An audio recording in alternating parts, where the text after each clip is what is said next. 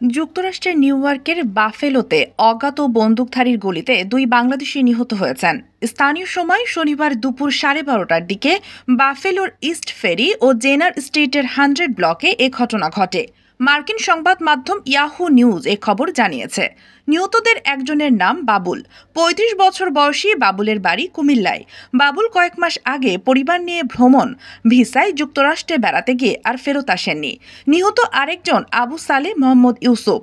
53 বছর বয়সী ইউসুফের বাড়ি সিলেটে। দীর্ঘদিন ধরে তিনি যুক্তরাষ্ট্রে আছেন। কয়েক মাস আগে ভার্জিনিয়া থেকে সপরিবারে বাফেলোতে আসেন।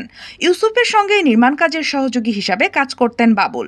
প্রশাসনের বরাত দিয়ে মার্কিন সংবাদ মাধ্যমগুলো জানিয়েছে 100 জেনার স্ট্রিটে 2 ব্যক্তিকে গুলি করা হয়েছে। এমন খবরের ঘটনাস্থলে ছুটে যায় পুলিশ। পরে তাদের মৃত্যুর খবর নিশ্চিত করা হয়। Sheikh Masuma, news desk, ATV সংবাদ।